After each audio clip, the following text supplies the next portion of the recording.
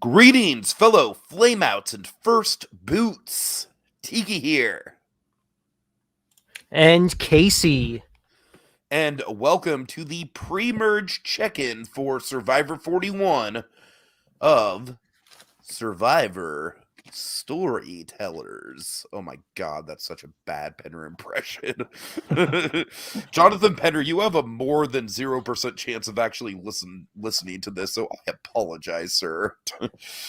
Okay, so Casey, the last time we spoke was right after the premiere of Survivor 41. So I just want to throw it to you. How are you feeling about this season as a whole, coming into the merge? Well, with the question of merge aside, I mean, not talking specifically, well, kind of talking about the edit too. I feel like this season, personally, I had high hopes for it right in the beginning. And then as it went on by each passing episode, I'm actually feeling less and less um good or optimistic for Okay. this season. Um and I don't know, maybe it's because we haven't had Survivor in a while and I'm being a little bit more critical, or maybe it is because of the way that they switched up the editing. But I think honestly, like for the season as a whole, one of the things that actually annoys me the most are advantages and idols galore. I guess there's only 3 idols technically, and I'm actually cool with the idol twist, but that recent advantage that they just added in, does not sit well It's with me. Mario Party. It's Mario Party Survivor. Dude, yeah, that Feel a is star. so yeah, exactly. That's ridiculous. And in this season, with the way that the idols operate, there is a high chance that people are going to know about them. So you give Uh-huh. someone such an overpowered advantage as that, and of course someone's going to steal it. And I mean, and we'll dive into it more, I'm sure, but also a fair amount of this season has been, I enjoy the backstory stuff. It's really setting up these people to be more than just characters on your television. It's, they're people too. But I think also with this season, there's some flair editing. There was breaking of the fourth wall. And because of these advantages, the advantages are actually dominating in screen time. They're Yeah, dominating unfortunately. over strategy, because when you take away the screen time for advantages, like I think it was episode 4, the total so like the episodes are roughly 42 minutes long, right? Uh-huh. And so I did the breakdown, and I also was reading up on it too, and I know that I'm not the only person when it comes to this, but the edit on advantages for I think episode 4 was literally just over 50% of the total runtime. Oh dear God. And then when you factor in, because I think it was like 23 minutes. I could be wrong. I could be wrong. But I think it was about 23 minutes. And then when you factor in tribal and when you factor in the challenge, Uh-huh. it leaves probably, I don't know, 5 to 8 minutes of strategy, maybe even less than that. No, I'm right there with you. I really checked out. So let's get into the characters, Casey, because that's what we're here to talk about. I agree with you as far as the advantages go. They are muddying the waters quite a bit, and I think that is a good way to segue into the first person that we lost since you and I spoke. Someone that we were both kind of high on after being relatively low on him pregame, and that was David Voce. Um, Casey, I think out of everyone pre-merge, this guy got the most screwed. Oh, 100%. I think he is, even up to this point, I feel like he definitely needs to come back for some sort of returning season. But it's weird because from and I guess it's still speaking about the edit, the story of it all, because someone's creating the preseason content. Uh-huh. But they very much, made Voce seem like he would be some sort of villain, someone who probably would be unlikable and who would probably get out very early. And I think of, the poker player from, what is it, Island of the Idols, he was the same way, Oh kind of out, yeah, yeah. and he was like an early boot. But with Voce, once I finally met him in the first episode, as we did talk about on the last podcast, he was actually kind of quirky and really likable and smart, and like he kind of reminded me of a different sort of Christian Hubicki. So yeah, I mean, I feel like he got his fair amount of screen time, but yeah, yeah, I mean, I would love to say more about him because I really liked him, Uh-huh. but yeah, I mean, he I had mean, my whole thing is like he literally like he didn't do anything wrong at all as far as I'm concerned. His the circumstances of his boot were literally, as far as the edit goes, just the fact that all the advantages at play were too confusing that it was like it frustrates me so much that they wanted to vote for Xander and and they didn't. And we'll get into that. Xander is actually you know, all these episodes in, I think Xander is probably one of my least favorite people on the cast. I don't know if you feel the same way. We'll wow. get, really, you don't feel the same way. No, I'm I very just think he's surprised like to hear someone genetically say that. bred in a lab to be a boring game bot, Casey. I don't know what to tell you. I don't see him as a game bot. I mean, I think even his fumble in the most recent episode, you know, shows that he isn't necessarily that, which also definitely has to do with the changing of the format as Uh-huh. it is a more harsh, what is it, 26 days, you know? Yeah, I think 26, yeah. Now, yeah, I've not heard anyone say that about Xander. So I'm a little surprised to hear you say that. Uh, I Casey, you know me, I don't like the I mean, I do think he is a game bot, because the only reason I think he's a game bot is because literally his entire edit is wrapped up in the advantages. I mean, he seems like a nice enough guy, but I'm just not getting a feeling for who he is as a person the same way I am most of the other people. that's fair enough. I'm actually genuinely struggling to remember if they really gave him his little like backstory thing, you know, like they gave a bunch of Uh-huh. other people. Um, but well, okay, before we really get into Xander, let me just kind of actually finish what I was going to say about Voce, Yeah, sure, sure. and then if you would like to naturally go on to the next person, Yeah, then we can. we'll circle back around to the Yellow Tribe. I want to kind of go through the boots. Yeah. But yeah, we'll definitely come back to Xander, but I don't feel that way, and I'm surprised actually that you do. But not a bad thing. But anyway, with Voce though, I mean, you know, he and it's funny, just as we were doing our intro for the podcast, I finally found the link that I was looking for, Oh, which is nice, why I was nice. slightly delayed on my end Casey sort of thing. Uh-huh. But you know, looking at the confessional counts for Voce, you know, you had 4 confessionals in the first episode and 2 in the second episode. And so I feel like, you know, they gave him, compared to, you know, like someone like Abraham, you know, in that very first episode, they gave him a fair amount of screen time. They got to tell his story, but his story, you know, really, even in a sense, didn't exactly have completely to do with the advantages, but more so Tiffany being insanely paranoid and not trusting even her closest allies. Yeah, And I would totally. say Tiffany is probably my least favorite. The people that I do know that like Ooh, Tiffany like her purely for entertainment. That girl is the Hot Mess Express, and I cannot wait for her boot. I like her. That's fair, but do you like her because you actually like her, or she's just good TV? I think she's good TV, but I also kind of like the whole you know, the fact that she's playing for her kids. I don't know, that does kind of like I always root for the moms. I don't know what to tell you, you know. She is not our typical mom, though.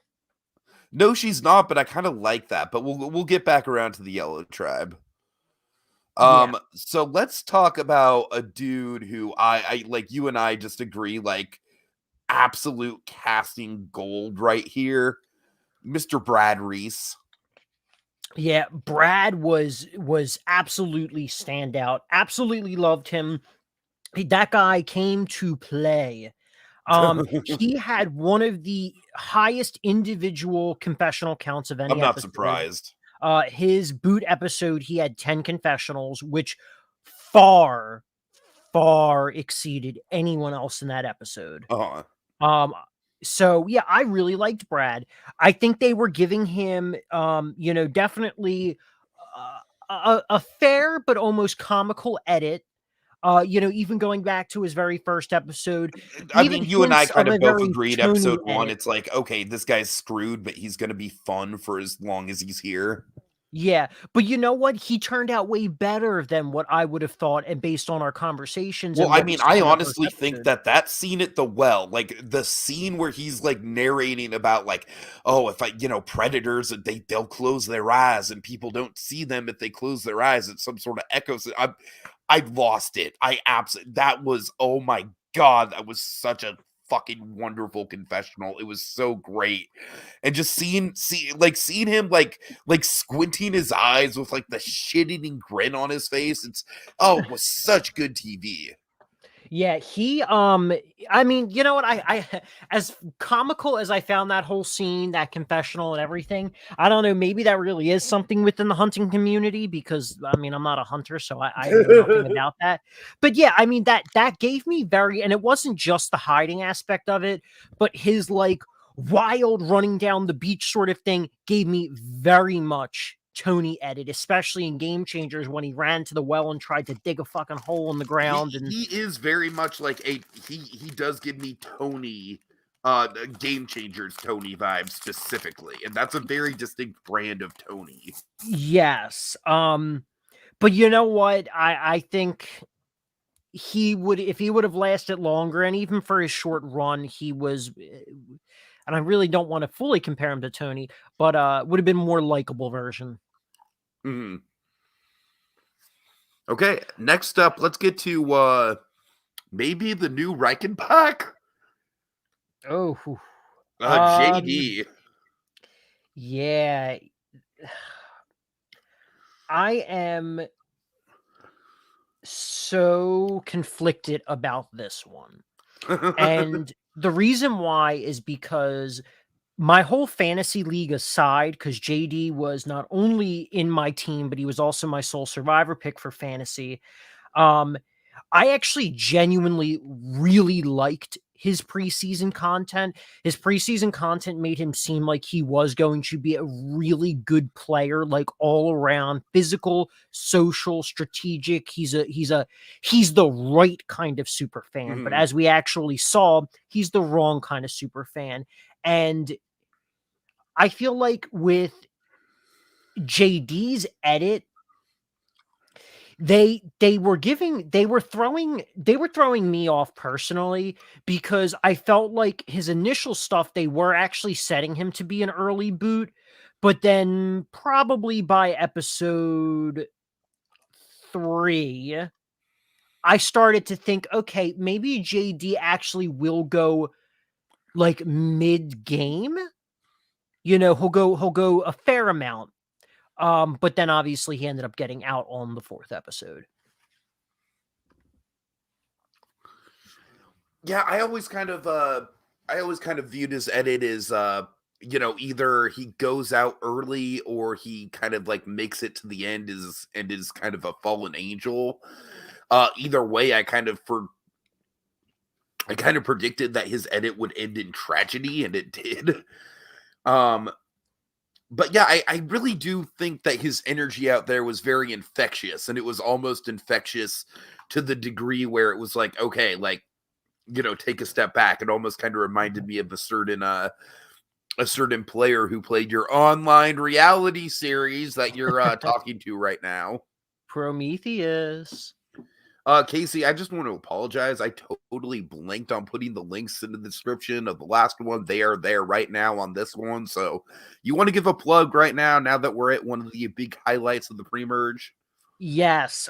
So I have an online reality competition that was filmed and edited as a web series. It's all on YouTube. You can find us on Facebook as well at facebook.com/Prometheus.webseries. And then if you were to go to YouTube, you can also type in Prometheus web series, and all of our episodes should come up. We are currently nearing the end of our first season, and I'm assuming if anyone's listening to this, they are a Survivor fan.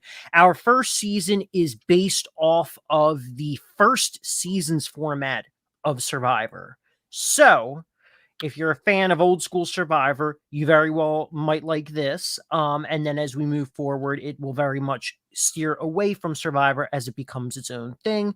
So there's my plug. Go and check out Prometheus. Tiki was one of our contestants. Right. Yeah, like I said, I totally get being like the overly social person who's like completely relying on his social game. That was me, and that it was also JD. You know, I was kind of like all social, no strategy, and I think that's what killed me. Well, the thing is I believe, unfortunately, I hate to say this, but I believe JD is not aware Mm. of how he comes off socially. I think you have much better social awareness than he does. Because JD, and I think part of it has to do, he got his backstory, and his whole backstory was like he wasn't a popular kid, and now that he's not necessarily always wearing the glasses, he doesn't have the braces, he's not as this thin, twig of a kid anymore. I think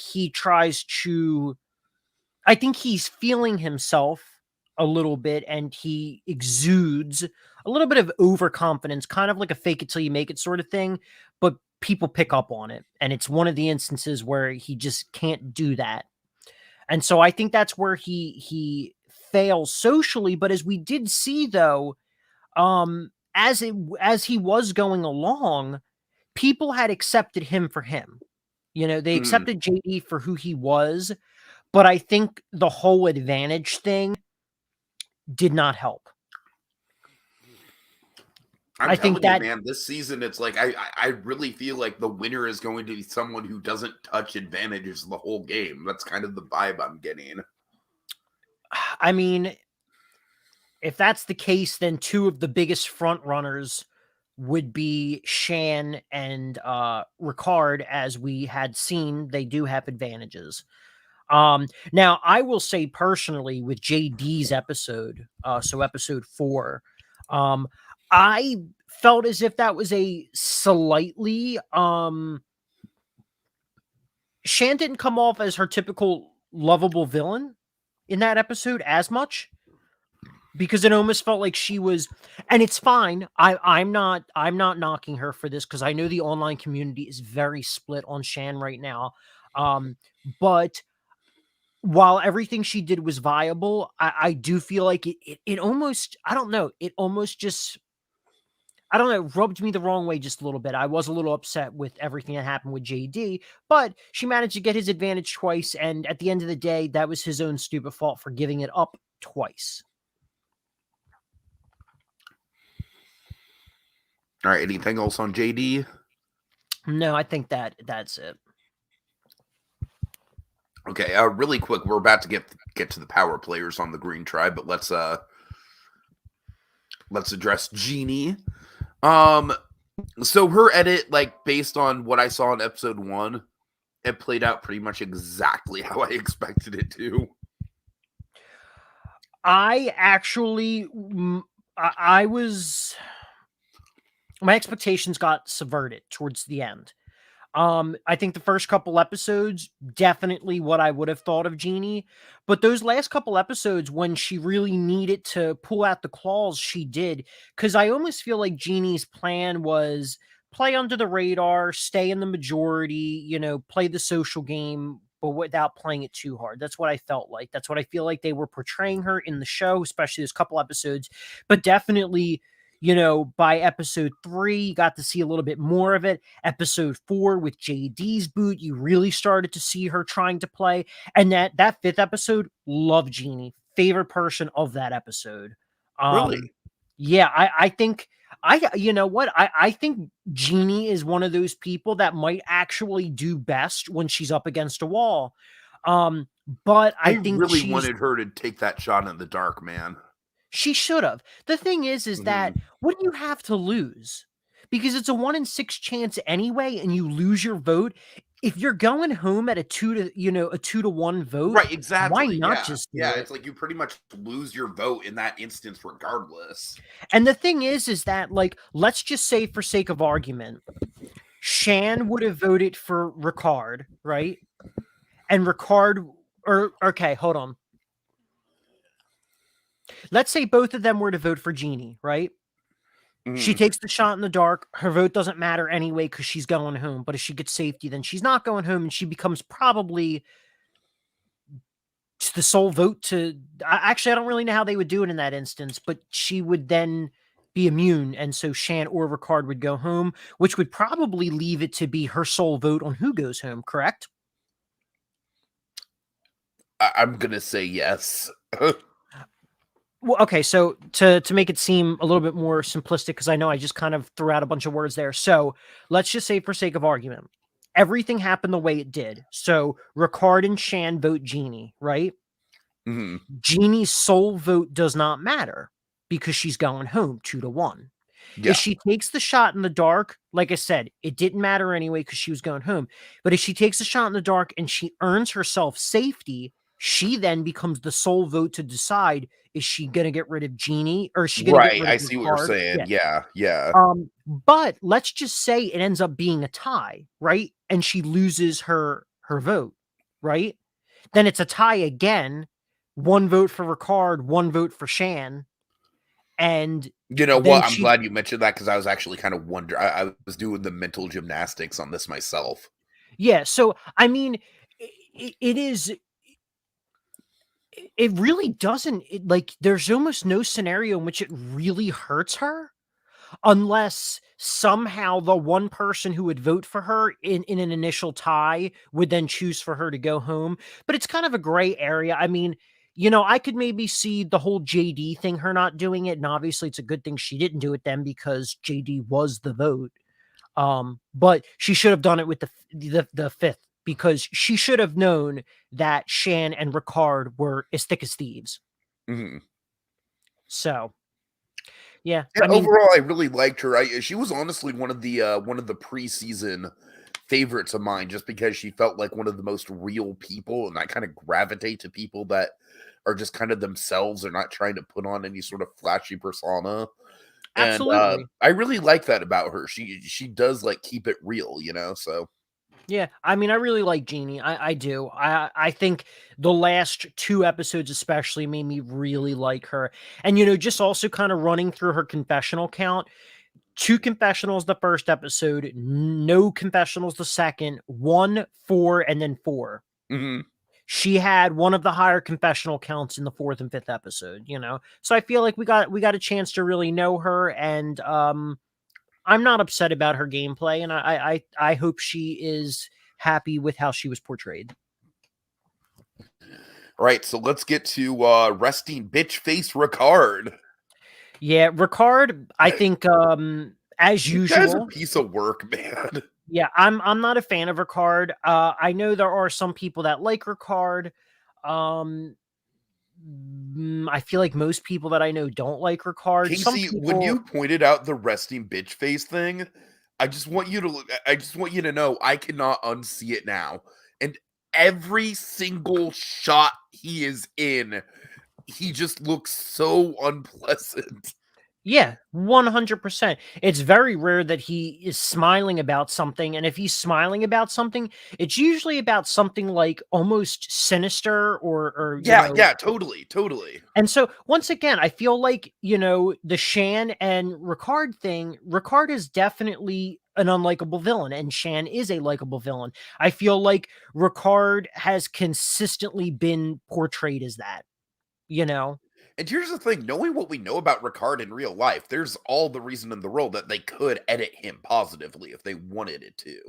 Yeah, I mean his one and The thing about only. him being deaf in 1 year has literally, like, not come up at all on the show, for Yeah, and I example. mean, definitely that was a big part of the preseason Uh-huh. content. He was, as he put it, he was gay, brown, and hard of hearing, and that's he wanted to be the first winner in all those categories, I Right, believe. right. So, I mean, and you know, I think the most likable he had was his backstory, you know, His and that would backstory for sure, and I got to admit, I did give a little bit of a hell yeah Ricard when he refused to, when he refused the thing with Shan. I was like, all right, Ricard, good, good. if it were me, like if I were Shan, I think that I get where Ricard is coming from Uh-huh. 100%. But if it were me, I would have been like, yeah, you just kind of showed me your cards. You promised you'd give it back Right, and you right. didn't, which means that you don't fully trust me. And I kind of understand that. But as they even said in the episode, Genie is loyalty. She honestly, she'd probably be loyal to a fault. And I think they actually literally do say that in the episode. She'd be loyal to a fault. So my thing I mean, is that is we'll get to Shan. I'm excited to talk about Shan, but yeah, I feel like we just kind of have been talking about Shan. But I mean, I guess with right. Ricard, he's had a fair amount of screen time. Looking at the confessional counts for the first 5 episodes, he's on the upper half for most confessionals, at 10 confessionals total between all episodes. But yeah, I mean, I think he's just coming off as a very unlikable villain. And I think with this next episode, this next episode, whatever it's going to end up being, whether it's going to be a 1 episode tribe swap or a one world not yet merge Right, episode, yeah. Ricard is either going to get out in the next 2 episodes or he's going far. I think you're right. I think you're I, right. I could I, see the trajectory there. I mean, I literally said that right in the beginning, right after the first episode. You know, I said he's either gonna go right by merge or pre-merge, or he's gonna go far. All right, so let's get to I think inarguably, like, lover or hater, I think she is the star of the season. And that's Shan Smith. Yeah. I mean, so here's the thing. I do totally get where you're coming from with the JD thing. I do. And normally I don't know. It's like my thing with Shan is that I just find her so endearing on top of being so devious, and that's such an intriguing mix to me. And I feel like the scene with Liliana was or I'm sorry, I keep wanting to say Liliana. It's just Liana. I apologize. But that scene it's all the more endearing. It's like she is so good at just getting people to trust her and to specifically be her number one. That being said, Casey, I want to put this out there. I don't think Shan's winning shit at this point based on Oh, the edit. I feel like Shan is either gonna. I don't want to say she's gonna go home soon. But if she goes home I have a soon, it's feeling she's gonna going be to in a. go in the Christian Hibiki spot, the penultimate boot. That's what I'm feeling.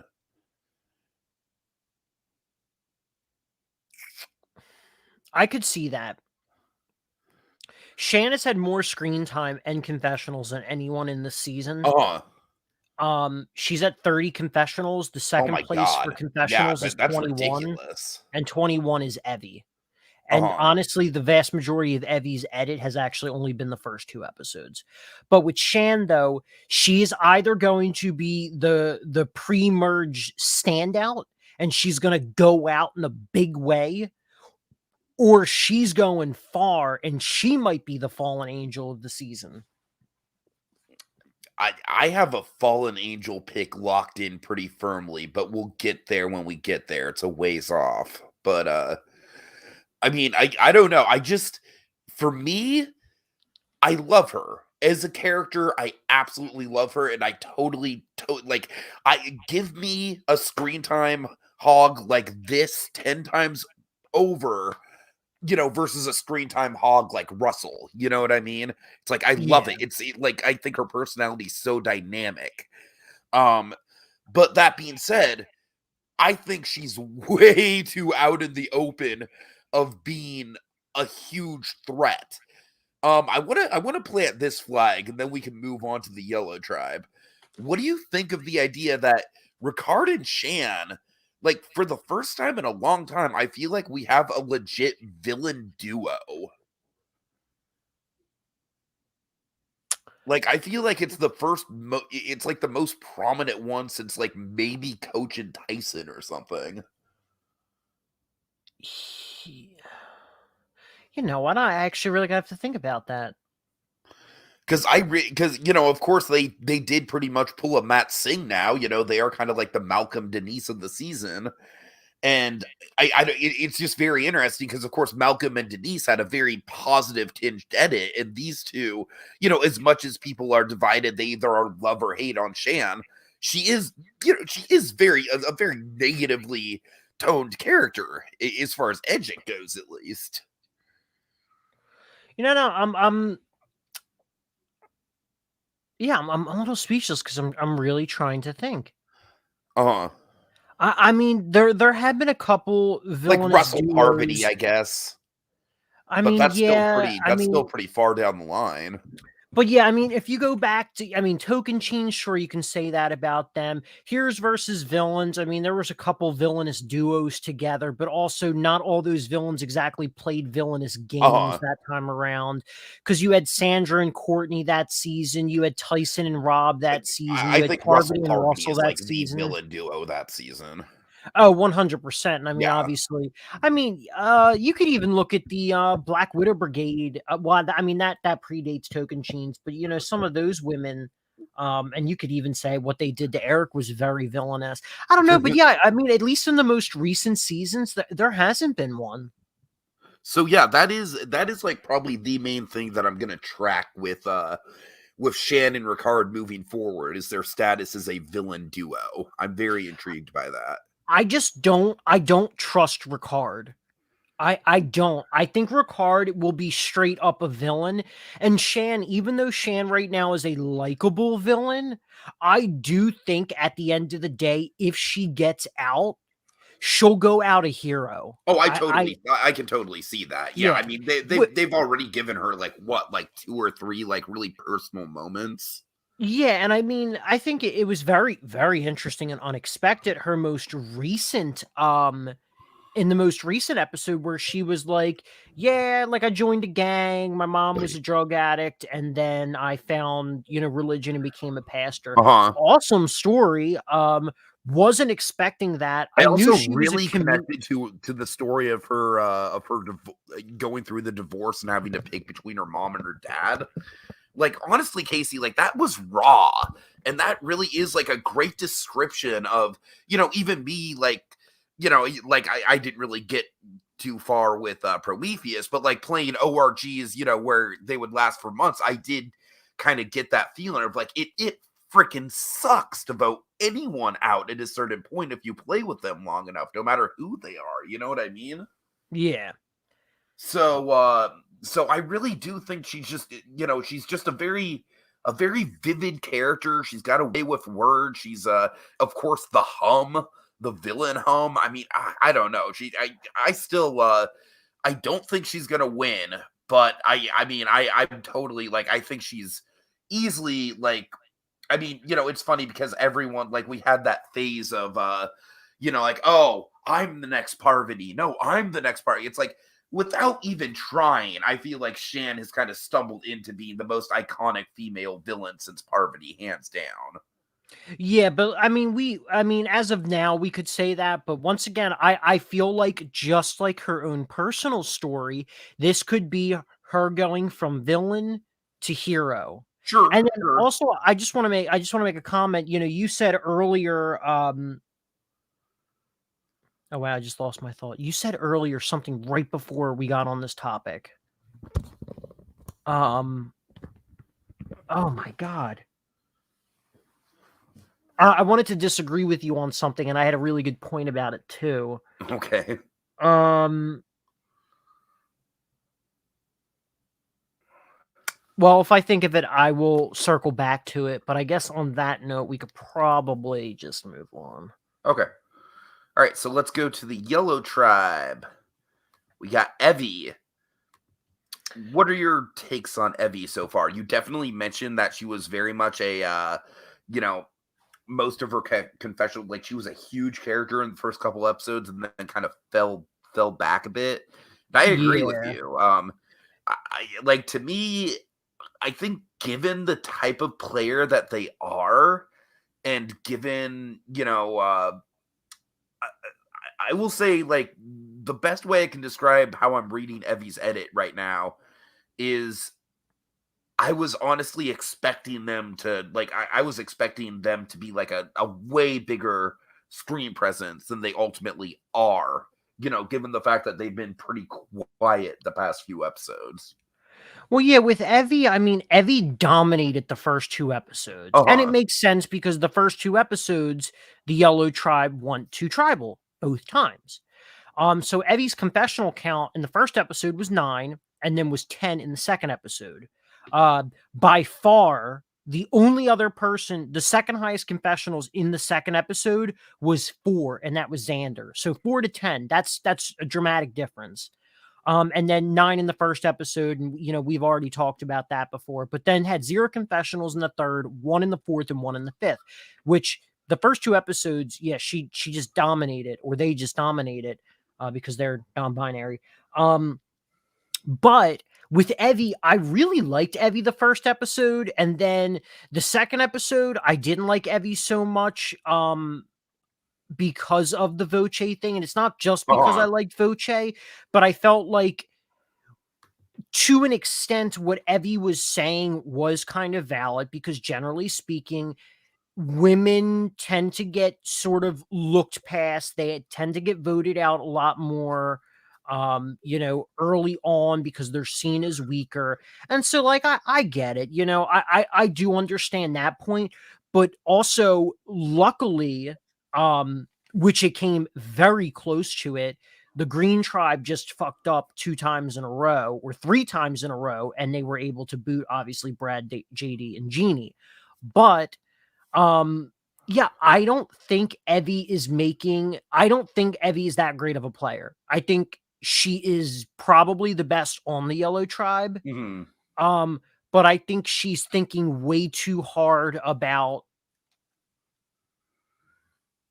I guess the closest equivalent, without going too far off topic, would be like, she wants to do a female thing, like, we haven't seen in a long time for Survivor, but even like the Cookout did, Cookout wanted, a black winner. And so they came up with their plan, and luckily it worked for them. But in this case, in this game, it's a very different game. And yeah, I mean, they've got no power, and they're making really bad decisions because you actually need physical threats to make it through the merge or pre-merge. Right. And I feel like that has become Evvie's number 1 priority, with no real plan of the future. Well, I So mean, Evvie you is know what her pet peeve is, right? Wait, what's her pet peeve? You seriously don't know? Unless I'm like overlooking something. This isn't a joke, Casey. This isn't a joke. In her bio, when it asks what her pet peeve is, it's literally just men. Oh, yeah. Okay, we also talked about that on the previous podcast. Which honestly, it's like I felt like episode 1, I was kind of like, okay, like she's probably like, kind of like how Christian played up, like, or I'm sorry, not Christian, Spencer played up, oh, I'm the young conservative, and then on the show he's nothing like that at all. He kind of just played that up like, oh, I'm gonna cause drama. I kind of get that Evvie sort of like had that mindset going in of like, I'm gonna like basically just like say that I'm like that. But I don't know. It's like you aren't wrong in the fact that she does seem kind of like she has her blinders on to that.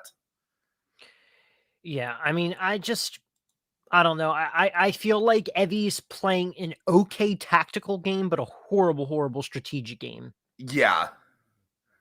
But And I would say just like, if anything, like an average social game. probably the best social game on her tribe, On on her their tribe, tribe. yeah, Yeah. but I mean, I don't Um, think she's gonna be able to make inroads with other tribes the same way like Shan is. the only thing I can think of, though, is we have the potential for Evvie and, who is it, Danny, to meet up, or was it Deshaun? Deshaun. Oh, that's true. That's true. Yeah. Yeah. We have the possibility of them meeting up, later, but there have been a lot of I'm not even going to say they're subtle, but there have been a lot of hints of an all-female alliance. And so with women being in the majority this season, Uh-huh. I honestly think I could actually see the merge booting off all the men. Like kind of like a one-world situation. I mean, I think with this new twist, I think we're gonna go into a one world before it officially Yeah. merges. Yeah. Um, Either that or they're just gonna throw the 2 green people on the yellow tribe, but I kind of doubt that. Um, but although that would be very interesting if then they got rid of Ricard. Because then he would actually end up at the placement that I pretty much thought he would. But anyway, yeah, I mean, let's see. There's what, 18 people. So it's 9 men, 9 women, and there have been 4 men have been booted and only 2 women. Uh-huh. And generally speaking, I don't like talking about like all female alliances too much. Just because a lot of times Well, it's I mean, really of course, not, it's not even. there is it is very much a stigma with Survivor, though. It's been like we have had a drought of not having female winners, and we also had Sarah Lucina, at the tail end of Winners at War, basically like making this big argument and passionate speech about why females should be more respected in the end game. So, yeah, Casey, I absolutely think it's on the minds of most people playing. Well, I mean, what I'm trying to say is not that I don't want to talk about it, but I do think a lot of times when women happen to be working together, it becomes this big like all female lines, got to get Yeah, rid of them, I got to get rid of agree, and them. I think that's annoying. Like, I think That's that's yeah. an annoying thing that the fan base does. It's an annoying thing that happens in the context of the game itself. Yeah, that is more so what I'm actually referring to. Gotcha. Not that I don't want to talk about women. That's not what I'm saying at all. Because as we do see, there are often times when just in general, it's like there are men who are working together, but it's not necessarily an all man alliance. And then Right, there are right. times when females are working together, but it's almost always perceived The as an all Baran boys female aren't an alliance. all man's alliance. They've got Mama Kim. Like, yeah, that's, I mean, it's just crazy. It really is. But Yeah, yeah. ultimately, my thing is that this is a season in which I do believe we're going to have a female dominated merge. We will probably have a female winner this season. And in addition to that, I very much could see this season having a legitimate all-female alliance. Mhm. Especially with Tiffany, Liana, and Evvie all teaming up for that exact And reason. And Shan. then with And Evvie, Shan. yeah, but that would also mean that Shan would. That's if like they do team up and they get rid of like Ricard, like in an instance. But Well, I'm just saying, like Shan and Shan and Liana, they're Liana, yeah, pretty tight, like pretty instantly tight. yeah. I mean, but they had 3 hours to get to know each other, and they got really personal. So as she did say, that was like the only deep conversation. So I mean, yeah, it's interesting. I think we're gonna have our first female winner. I would love for it to be Shan. I do not want it to be Evvie. But something tells me that Evvie's edit's going to pick back up on the merge, and I could potentially see Evvie making it to the Well, end. let's But with let Shan, go ahead. I will Sorry. just say this last thing. With Shan, though, oh, okay. I blanked again, and then I remembered, that what I was going to say earlier too. With Shan, I feel like Shan is playing a good social game, whereas I believe you did say earlier you didn't think she was playing that great of a social game. But I think I that's the just thing. think she's playing a game that people are going to catch on to. Possibly, I think she's playing a fantastic social game, honestly, but I just don't. I feel like she's building a house of cards, if you know what I mean. Well, yeah, but I think the thing with Shan is that, like, the JD vote, it was super prevalent, and even in the Uh-huh. first 2 episodes, it was super, prevalent as well, that I don't in terms of the actual game itself, we don't know that the pastor side of her has come out, whether people know that or not, or whatever. But people do seem to gravitate towards her. We've seen Brad gravitate towards her. We've seen JD gravitate towards her. We've seen Genie and even Sarah too. I We've mean, literally honestly, pretty much everyone that she's interacted with. yeah, that is exactly it. The entirety of the Green Tribe has gravitated towards her, and Liana's gravitated towards her. She is a very likable person, and even the audience has gravitated towards her. I think her social game is standout, and that's why she's able to play a good strategic game too. Although even if Ricard might have wanted to take a little bit too much credit at that tribal council, but he wasn't completely wrong in what he was saying either. So, but anyway, going back to the Yellow Tribe. So we did talk about Evvie. I liked her in the beginning, and as it's going on, I don't really like her because I don't think she's making. She's trying to play for something greater than I the think she's money just or kind the of like a game. flat character as far as as far as just characterization is concerned right now. I mean, I could see it picking back up, but Yeah, and that's what I'm saying. I think her character is going to pick back up in the merge. But yeah, I mean, the best part of getting to know her was that first episode, and then after that, it's no personality and all bad tactical and strategic mistakes. Gamebot. Yeah. I wouldn't even say Gamebot because she really doesn't. Yeah. That's totally fair. But anyway. All right. So, are you ready to find out who Edgic has as their winner pick? Sure. It's Tiffany, believe it or not. So, could you explain Edgic? For like, I assume you know what it is, but for the people at home, we had this conversation before, and honestly, I'm forgetting. But really, for anyone, okay. So Edgic is basically like a long-time tool that Survivor Sucks has used to try and determine the winner. And essentially, what they do is they categorize the edits of different people every episode based on types, and those types are under the radar, invisible, which kind of speak for themselves. Under the radar is kind of like you'll get like maybe like one small confessional, like a reaction shots, tribal council question, that kind of stuff. Invisible is pretty much Heather's edit, frankly.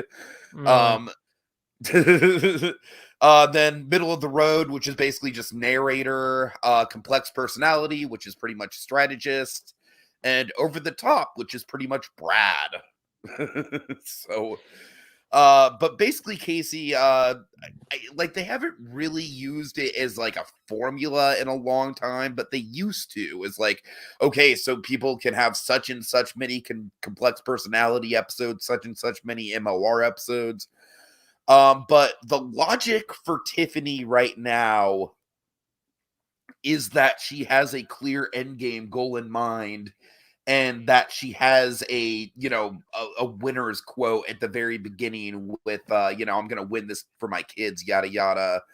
I don't see it, but that being said, I do find her entertaining. I don't think she's a great player.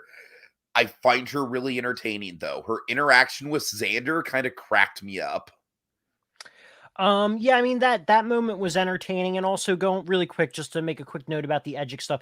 We've actually had this conversation before. We've literally talked about it in the group chat. I always forget. Most of the time when I'm thinking about the formula and stuff like that and prediction, I think about the one girl from like Harvard or whatever who does the preseason stuff with Rob Sesternino. Oh, yeah. Which this season I have not actually listened to any Rob as a podcast, no preseason or current season stuff. Oh, I'll turn on like know-it-alls, and I mean know-it-alls is fine, but most of the time I kind of tune out after they get into the live viewer questions. Well, yeah, normally I listen to all of that, but I haven't this season, and I haven't listened to the last one out, but I have to actually catch up on it. But anyway, going to that, I don't see it with Tiffany. Tiffany, though, across the board has been getting relatively consistent confessionals in every single episode, with the exception of the fourth episode where she only got one. She's in the top like quarter for highest confessional counts. But I mean, even getting one, it's like there's a lot of people who will go and have like 0 confessional episodes pre-merge. So even getting just the one, like that is a solid streak. Yeah, um, at this point in time, based on Tiffany's character, I hope to God, I do not see Tiffany as the winner or even see Tiffany in the finals, but I very well could actually see Tiffany being in the end, but as someone who's either a GOAT or someone who might get like a single vote. I could totally see her being a final 3 GOAT. I could totally see Yeah. that. She is just, like I said, she's the hot mess express. I She mean, it's like is. we already got the negative perspective from, was it Sydney? Yeah. Yeah, oh, Sydney's a whole different other story too. But yes, We'll she get into I mean, Sydney. yeah, she even she very quickly picked up on it. And that's the thing. I think that's something people are going to pick up on, but if she makes it to the merge, she's going to be a non-factor. So it's like, ugh, while she's very annoying and we can get her out, like this girl's got no chance of winning because she's aggressive and she's paranoid. Right. And that does not make a good player. It doesn't make a It good doesn't make a winner. good alliance member, more specifically. Yeah, like honestly, Voce, but especially Xander, definitely there for the calls. He's young and he's naive. He seems like he could be loyal, and he gets along with Evvie really well. He exposed Uh-huh. all of his advantages to her. And unfortunately, Xander does not see that the girls are super tight as he thinks they're pulling in Tiffany. Why you would pull Tiffany in as your third is absolutely beyond me. But then again, the only people that I guess have seen the Hot Mess Express side of Tiffany is Evvie and Liana. But man, if I was in that game and the way she acted, the way she did with Voce, I would have been like, this girl's got to go. I can't do this for 26 days. She's not a good alliance member. She could potentially stir way too much up. I totally agree, and that's why I really wanted her gone instead of Voce, man. Yeah, I think very much if Tiffany does make it to the end, which I really could unfortunately see, yeah, it's going to just be a very obvious, like, look, you saw her, the entertaining side of her, but that entertaining side of her was a bad player. And Uh-huh. I think I mean that's more or less what I'll say about Tiffany. I'm not a fan. Yeah, she makes good TV, but also just as equally makes it very The annoying eye TV. rolls, man. I don't know. I could get into a good eye roll. The eye roll with Xander just killed me. That was like to me like my favorite moment with her so far, just from a character point of view, at least. Yeah, I get that. I mean, like I said, it's entertaining, but then it's also just as equally annoying to watch unfold. All right. So let's get into Liana, who I feel like she is one of the more quiet people in the cast, but I think she's definitely got some upside to her. I can totally see the alliance with Shan being a long-term thing that could really help her out. And now of course we're gonna have to, like, unfortunately she's also saddled with the Casey, I'm just gonna keep calling it the Mario Party twist. Like, Ugh. that's what I see it as. Yeah. I mean, as I said before, the advantage edits have been dominating this season so far. And, Liana had no confessionals the fourth episode, and then pretty much her whole story in that fifth episode was about her advantage and Yeah. the journey to the advantage. Um, which once again, that advantage is bullshit. It's very overpowered. I really don't think that's fair. I think I'd be cool with everyone just getting extra votes. You could use it very strategically, especially in a season where people could lose their votes for the shot in the dark. But for Liana, I actually don't have a whole lot to say about her. Very much sort of, she's had a fair amount of confessionals, 32202, so 9 confessionals Uh-huh. total. Oh, that's Um, actually more than I thought. Huh. yeah, That's interesting. yeah, because I mean, like it's consistent, just a couple each Yeah, yeah, episode yeah. to know that she's in the in crowd. But I see very much her edit as being under the radar, and if she comes to anything as a player, her game is going to pop up in the merge, 100%. I Totally. think even right now, once again, she's quiet, she's reserved, She's playing a decent social game because she's in tight with Evvie. She's in tight with Tiffany. In Tiffany's mind, Liana is Tiffany's number 2, right? And then with Evvie, I'm assuming Liana's her number 2 because of Tiffany being so crazy. And then she's made this really good relationship with Shan. So she's playing a good middle game and she's playing under the radar. And if once again, I think if her edit picks up for her being a more powerful player, it's going to be in the merge. And Yeah, I personally, honestly think right now if I were her, I would just be afraid that people that I'm surrounding myself with are arguably not outplaying me, but certainly like they're more flashy players than I am. That's what I would be concerned about. well, yeah, flashy. I mean, flashy factors into perception, and as I always say, perception is reality. Sure. So I think with Liana, the only other thing that I can think about is that I think the middle game is the best game to play. And if she plays it well and makes the right moves when she needs to make those moves, she can go far or potentially win it. But as of now, it's hard to tell where she's going. And that's all I really have to say about her. Okay. All right, let's get to Xander, and I just want to make it clear. I don't dislike him. I don't know. Like I said, he seems very generic. He seems like this is. I like Devin Pinto more than most people do, but he seems like a slightly less engaging Devin Pinto to me, which I know is probably an unpopular opinion. That is actually a fair comparison. Like most people, I imagine, probably see him as an improvement over Devin Pinto, but I don't know. Like Devin Pinto just seemed like more of a real human being to me. Devin. So that's one of the seasons I've only watched once. I watched it when it was on the air. So I'm not going to pretend as if I can speak, volumes about Devin. But Devin almost felt sometimes a little lost to me in the game. Sure. Very much did like him. I really do see the comparison. Xander, I think, is very likable. I think if anything, the thing that'll kill his game will be one of two things. It'll either be a potential, literally all-female alliance, or it will be just due to the fact that, as even JD said in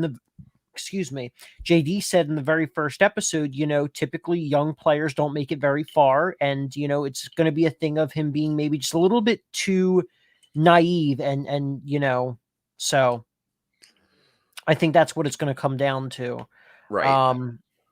I like him. I don't think there's anything unlikable about him, but I also don't think there's anything that's super stand out that's going to make people love him. Although I've seen a lot of love videos online for Xander, but that's them fawning over his appearance and not who he is as a person or player. So, but I like him. I don't love him, but I don't dislike him. So yeah, I just like him. Pretty clear and to the point. Mm-hmm. Okay, so let's move on to the tribe that we know literally nothing about. All right. Xander Hastings. There we go. Sydney. Okay, so one of the few people that we could actually speak a lot about. But Sydney's edit is so all over the place, man. I do not honestly, right now I am reading it as merge boot. I think that's fair. I think it's going to be somewhere in the early merge, and I think it is going to be one hell of a fireworks show. But I will say for episode 3, though, she did show herself to potentially be a smart player. Yeah. But the rest of the time, and it's not even just the edit, but the rest of the time, she herself portrays herself to kind of be, and excuse me for saying this, but a spoiled B word, Yeah. She daddy buys me everything with my credit cards, but she also has I think she is really smart and she has a good job, if I'm not mistaken. And then it's like she did get that provider scene with the fish, so I'm so all over. I was impressed.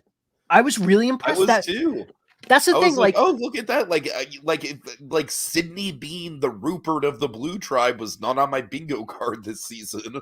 Absolutely not. You know what? Actually, that brings out some fair stuff though, because I think in the first episode we saw her hunting for crabs, and Uh-huh. then in this most recent episode she caught 9 fish, small fish, but fish nonetheless. That's freaking food in a season where they don't really It's have food. literally more than one fish per person. Like I would be very happy with that if I was out there. Yeah, she like I see the issue is I feel like she herself is portraying herself to be a character and she's not playing her authentic self, which is the shame because in the moments that I believe Remind we're you of getting anyone? what's that? I said remind you of anyone? Very different personally speaking. I yeah, I think Sid is really going over the top with her character Yeah, for compared sure. to I'm assuming you're I'm just talking saying I about literally yourself. changed my name and ditched my last name. Oh no, that's fine. That's a whole different thing. I You know, was but like, "Oh, I'm gonna be the share of the season." I mean that was pretty funny. I loved when you made that comment. But no, I feel like, she is playing a character more so than anyone in the cast of Prometheus. Uh-huh. Not that I really think anyone really played much of a I character. think I was definitely the biggest character, quote unquote, of the cast. But also I feel like that was also partly like genuinely you. Yeah, I was playing it up. Okay. But anyway, yeah, going I back to mean, Sid though. I think if anything, I was a little heightened just because of the two triple shots trademark Yeah. 2021. But yeah, going back to Sid though, I feel Yeah. like she's playing this very, big character. And when we do get these small moments that is genuinely her, I actually really like her. And I Uh-huh. liked her in her preseason stuff. Sid was also along with JD, they were my fantasy team. They were my fantasy I could team. see it. I could see those two both pop in pregame for sure. Yeah, and so I just like I want more authentic content from her. All right, we'll see. Okay, let's get to Survivor casting recruitment video number 2. I mean Heather. Not much to say about her. I feel like she's a sweet if she was just a little bit more outgoing, but it could also be the fact that that tribe did not lose at all. Uh-huh. Maybe we haven't seen more of it. But she could potentially very, very, very easily play into the mom role. They're almost at merge. We got a really nice little moment at that challenge The when challenge, her I whole team genuinely consoled her. did think that was an amazing moment for me. I really that really stuck with me. Just how positive the team was and how supportive they were. And I mean, like me, I have absolutely been in that position where I just feel like I have just completely blown it and I'm literally like on my knees crying. And like to see the tribe just unanimously just like on a very human level, not on some sort of like, oh, we're gonna prop her up and make her feel better so we can vote her out. No, on a very human level, just all prop her up. I don't know, man. There's like moments like that are, it's like we all love love the strategy and love the characters and love the hashtag epic blindsides. But at the end of the day, I like Survivor really did like moments like that are kind of to me still what make the show in a lot of ways. Yeah, I mean, I very much do. I did like a moment like that. Not a fan of the Serene moment in her final game, which I know that's probably the biggest unpopular I mean, I opinion. think I think the Serene moment was way more manufactured by Probst. Yeah, Like definitely. if But I think also, if anything, Danny was the one that kind of like brought this whole moment together. yeah, I mean, that's the thing. I love Danny, and I can't wait till we get to Danny. Uh-huh. Because yeah, but anyway, I mean, with Heather though, it's hard to say because the Blue Tribe has, generally speaking, not had a lot of screen time, pretty much unless you're Danny or Deshaun. Or Um, Nasia. well, actually, Nasir hasn't. Nasir had some screen time last episode, but generally speaking, he's on the bottom of screen time with Heather and Erica. That's actually surprising because he pops so much as a character. I think just because he's authentically a big character Sure, himself. sure, And so yeah. he popped in the first episode, and he popped in the fourth episode just a little bit at the challenge, and then he popped Uh-huh. this last episode with the whole That idol makes thing. sense. That makes sense. Yeah, yeah. So it's just like his But honestly, moments I when like he that had kind of them, they were editing big. for the characters though. I don't need every quote unquote big character to be someone who's just going to completely overhaul the edit the entire step of the way, like a Coach or a Russell. Oh, I love Coach though. Like Love him. everyone loves Coach. I love Coach too. I'm just saying he does hog the screen time.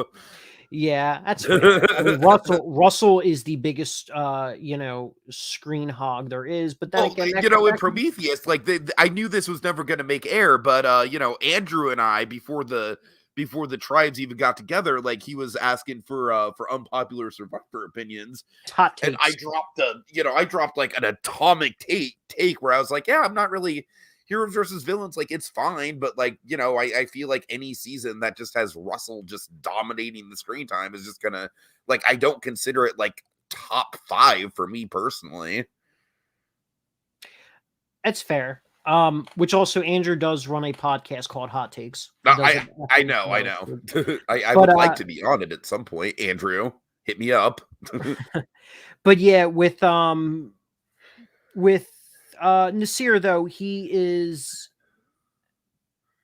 okay. To finish with Heather though, Yeah. Heather, there's not been a ton of screen time for the Blue Tribe. It's hard to say. Like I said, I literally feel like all of Heather's content, and this isn't a bad thing at all, but all of Heather's content has just been like, hey, this could be you. You could get off the couch and play Survivor. If Heather can do it, anyone can. I read more of a Sandra sit out bench edit. That's totally fair. That's totally fair. She sat out for quite a few of the challenges. We've gotten pretty much nothing of her. We've gotten 2 confessionals, the least amount of confessionals alongside Abraham. But you know what? When things shift in the game, maybe she'll receive a little bit more screen time, but she could essentially be your quintessential like mom archetype. But that's it. That's all I had to say for Heather. Okay, so let's get to I think probably like maybe the most enigmatic person in the cast, just in terms of like I don't know what this edit is. Erica. So for me, Erica came off as really sweet. She has that like not to really comment on people's like physical side, but like she comes off very like cutesy, positive. That's just her like physical demeanor. And so then to see a very strategic side of her come out was very interesting. It was kind of out of nowhere though. Yeah, I mean, at least to us, it feels very out of nowhere. Yeah. But I feel like Erica, for a second, I almost got Colton vibes that episode from her. Oh But I wow. think Them fighting words. just due to the fact that like I think it's like, oh my god, dude, we're like already a third of the way through the game and we've not really had to play the game. And now I'm trying to think of if shit gets real, So that's the most I could say about her. She gives off a cutesy side, but her strategic side is very cutthroat, and she exposed herself too early. I'm sorry, I could totally see her being the last blue standing. Yeah, because I think she just might as have far as just her just kind of like being that stealth person that nobody is looking at. Yeah, I mean, I think that potentially will be a testament to her strategic game. Whereas everyone else, there's a reason to get rid of the blue. Danny and Deshawn are physical standouts. Nasir is both very likable, very social. He's the provider. He's also a physical challenge standout. He's a challenge beast in some ways. Yeah. Heather potentially is, just a loose cannon, and then vote, that's what Heather's got going for her, I guess.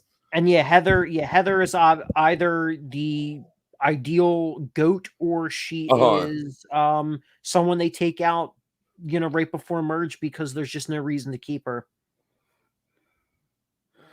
All right, so yeah, let's move on to the guys. So starting with Danny. So you're very high on Danny, I take it. Love Danny. I've not heard a single person that dislikes Danny. Everyone that I So know I has. said in episode 1 that I was pretty much like, okay, so Danny is pretty much like we've seen this character before, like he's pretty much going to be exactly what I expected to be. And honestly, Casey, I will eat my words because Danny is like he is far more outgoing and way less of just a like an aggro alpha male than most, if not all, of the professional athletes that we've seen. Oh, Like, I just think this guy 100%. has such a good spirit about him, like, I don't know, I like, just as a human being, it's like you can really just see the genuineness of him. Yeah, I absolutely love Danny. I think I agree. Compared to a lot of other professional athletes we've seen in these seasons, he has proven himself to be probably the best. Honestly, when it comes to the professional athletes, absolutely love Brad Culpepper his second season. I was very upset he didn't win, but that's a whole other different story. But for Danny though, I like him. He had the first episode he dominated in the edit for Mhm. his tribe. He was a little lesser in the second and third episode because he also had no confessionals those episodes.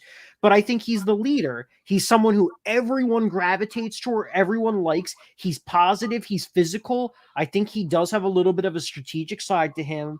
And I could honestly, I would like to say that he could make himself go relatively far into the merge, but not too far because I think people will see him as a leader and I think it's gonna be as a tough. challenge threat. But I think Deshaun, his counterpart, is the person who's going to make it even further. All right. Yeah, with Danny, I think it's gonna be tough for him to avoid that inevitable like merge target because he is just like honestly, the fact that he is such a genuine nice guy, I think is probably just gonna add to his threat level of just the physical status that he has. So I mean, I don't know, Casey. Like just from a game logic point of view, I have a hard time seeing him last much longer than the merge, but I'm definitely rooting for him for sure. And Yeah, you know what? If he pulls a Mike Holloway and just freaking immunities his way towards the end, I'd be satisfied with that too. something tells me with the amount of advantages and shit galore, that's not going to happen.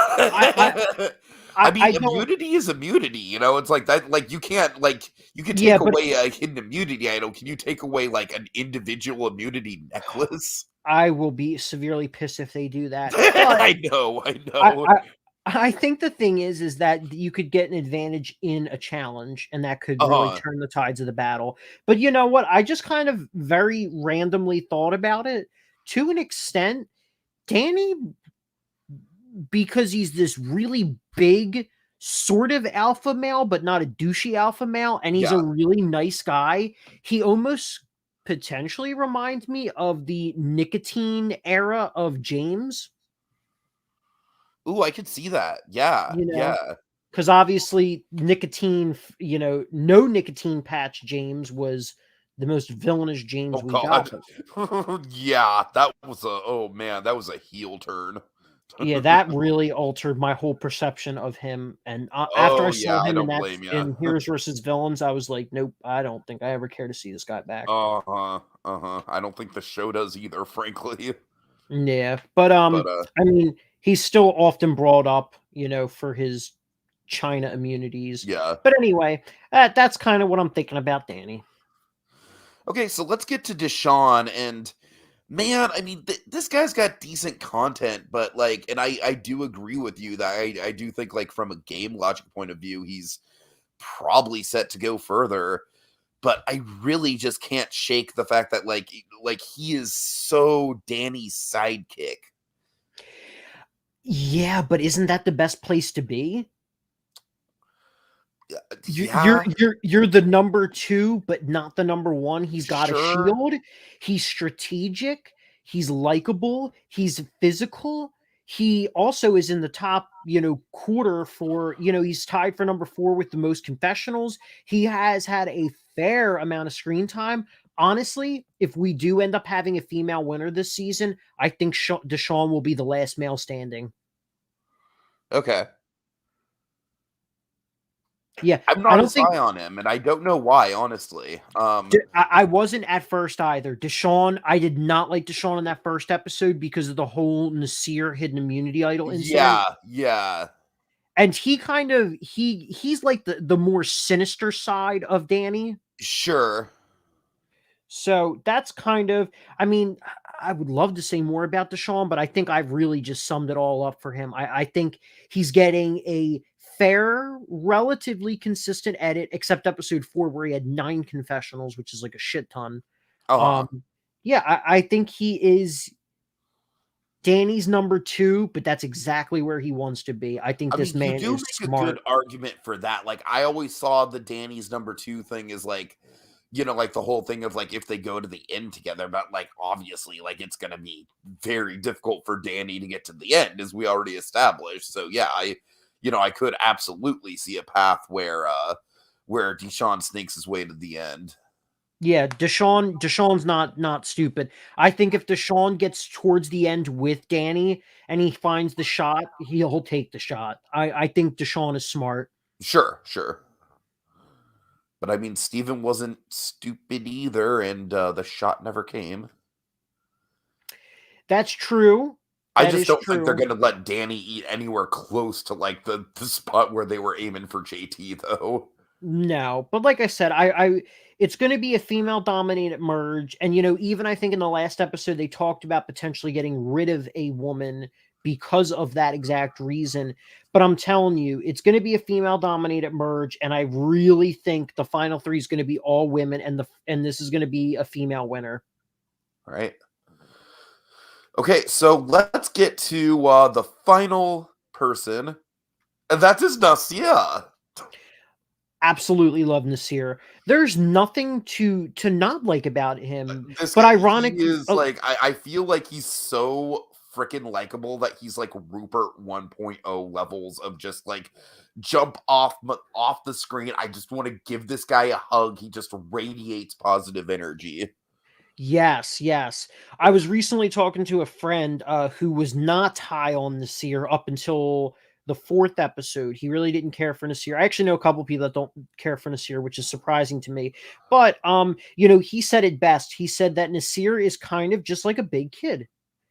He is Totally. pure positive energy. He easily likable.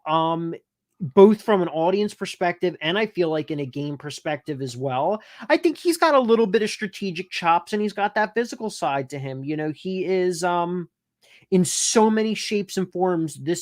He's been training for Survivor years in the making, down to him literally learning English from Survivor. And now I remember I told you that that little factoid alone was just like my grandma was basically just like him. He's my favorite.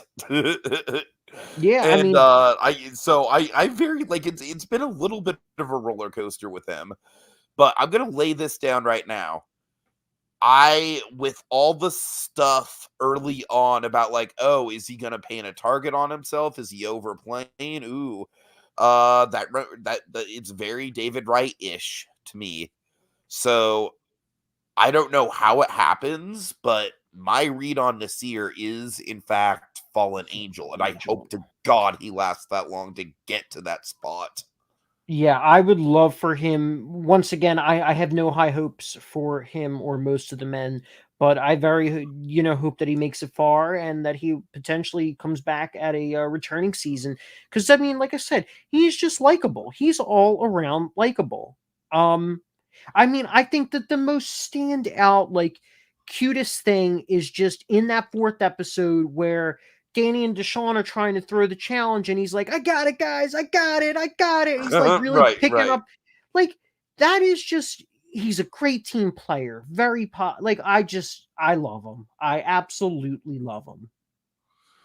Now one thing I want to touch on, and then we'll pretty much get out of here, is what do you think of the reveal of him having the idol? Love it. I said this. I Yeah. said this in the very first episode when we had our first podcast. That is my favorite type of editing. Did I not say that? Because we didn't find it You did, the first. Casey.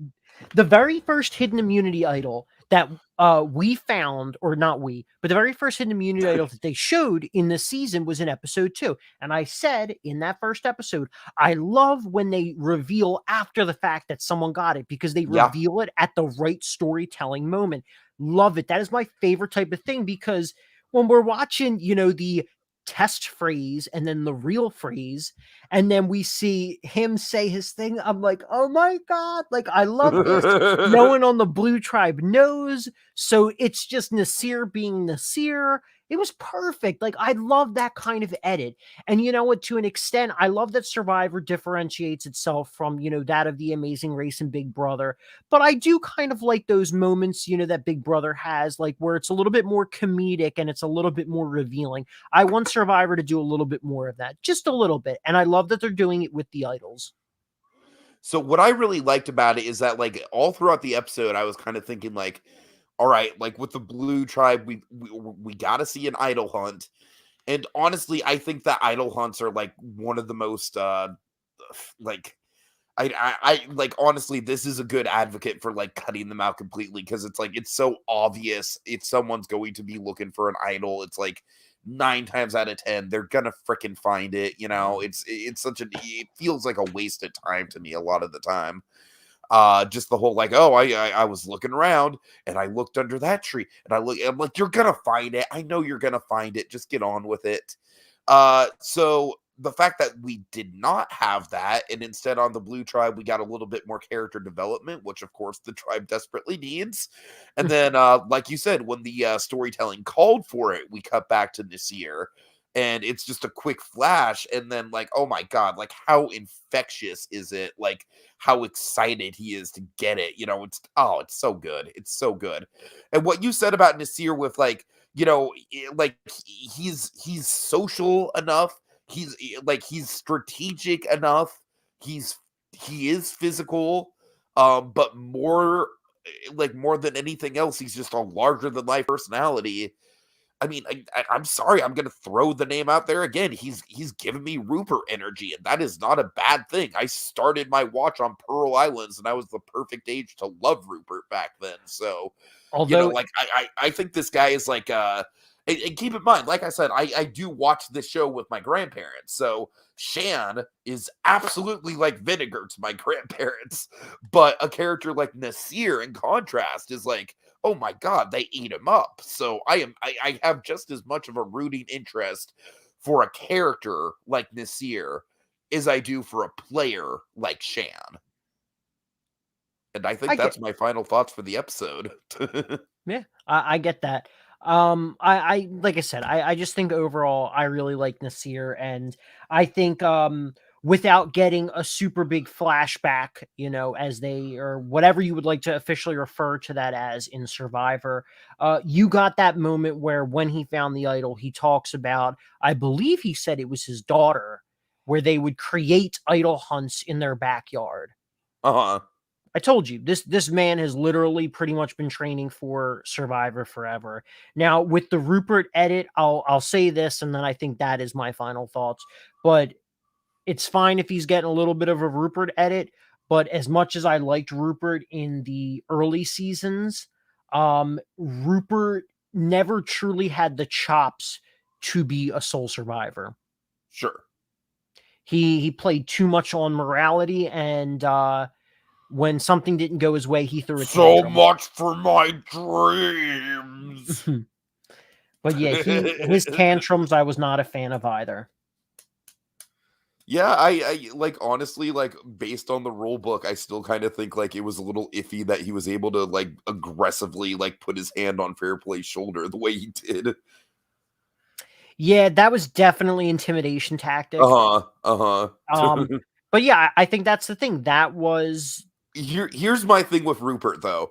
I was literally a troubled teen when I watched him for the first time.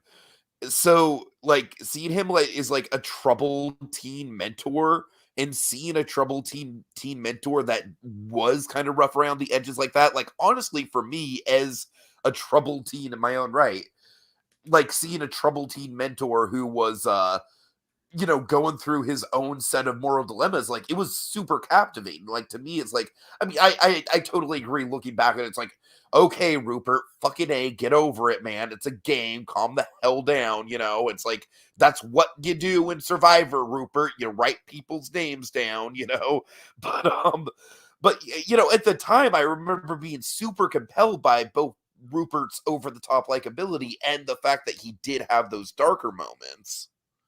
Yeah, but the thing is I'll say this, for the early seasons, though, morality was very much a Oh, huge I'm factor glad that in we're these gone from games. that. Don't get me wrong. The morality Yeah. is like, it is a So, moose kill for sure. I will never watch Australian Outback again for that reason. but the thing is that with the Rupert back in Pearl Islands, I, as a kid, and even upon my second watch, it was probably around my third watch in college, that I actually thought to myself, wow, like, Rupert is still very much likable, but these moments of Rupert are not likable. Whereas when I was young and I had seen that season, I did love those moments because it was Uh-huh, just like, uh-huh. Johnny's a villain. Like, Yeah, he yeah, should exactly. be, Like, yeah, someone you should tell him, stand up to Rupert. him.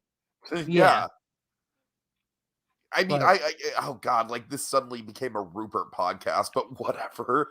Like, Rupert is honestly, like, unironically one of my favorite Survivor castaways just for the character element, Casey. Like, I really do think that he kind of like embodies everything. And like I said, Pearl Islands was my favorite, was my first season, and I was kind of like the perfect age to just eat this guy up, like Pirates of the Caribbean was really big for me, and this guy was literally like living the pirate life. So, oh man, such good memories of Pearl Islands in that season. And of course Fair Play, I think, is like like by all intents and purposes for the fans, he is the hero of that season nowadays. And it's so crazy how that season works. And one of the best arcs of all time. yeah. Fantastic stuff. And you know what that season didn't have, Casey? What's that? Advantages. Yeah. Yeah. So just saying. It it is really funny, and I really will conclude on this because I know we're hitting like an hour and a half now. It's all good. It's all good. Yeah. But with advantages, you have something that Jeff said right before the season started, where it's like, we like to try things new, but sometimes when we try things new, it doesn't work out, and that's okay. But then we try things that people didn't like, but then they end up liking it, like the tribe swap that we did, and blah blah blah blah. Like, but the thing is that people have complaining about the idols and advantages galore for a long time, and it creates good flair for the show, but they need to stop it. They Yeah. Yeah. really do. They need to tone it down and like have simplistic advantages that are not game breaking. So You like know if what I really everyone were to want? go on their trek, let them just get an extra vote. The extra vote's not game breaking, especially in two different instances in the season. You could lose your vote, being the shot in the dark and also the idol before it gets activated. So I really want like a back to basic season where there's one idol hitting it each camp, and that's it. These idols do not get replayed, and then one idol at the merge, and that's it. We will never have that, unfortunately. I know. It's what I want, but I know. I just think if you like, I feel like if you had a season like that, then the actual value of the idols would go up significantly. Yeah. All right. Anyways, so so folks, next week is like by all intents and purposes not going to be the merge. But we are definitely going to do a merge check-in once once the twist happens, and then once we actually get a proper episode of them merged onto one tribe and voting out a person, like once that all sorts itself out. The season has been very weird that way, but once that sorts itself out, we will be back. So it won't be as long of a break as it was between this one and the first one. And then after the merge, we're going to take a break until the penultimate episode. And then we'll kind of tell you our thoughts on all the characters going into the finale. And then after the finale, we will kind of do one more wrap-up podcast. So I hope you all are liking this. And also, just to tease it up, we've got a special guest for the merge episode, Casey, and it's so special I can't even tell you who it is yet. Really? Don't get your it's not like Peridium or anything, so don't get your hopes too high. If only. But yeah, right. But all right. So yeah, in the meantime, folks, thanks for watching. I am a storyteller, and this ends this chapter of Survivor Storytellers. Terrible Penner impression.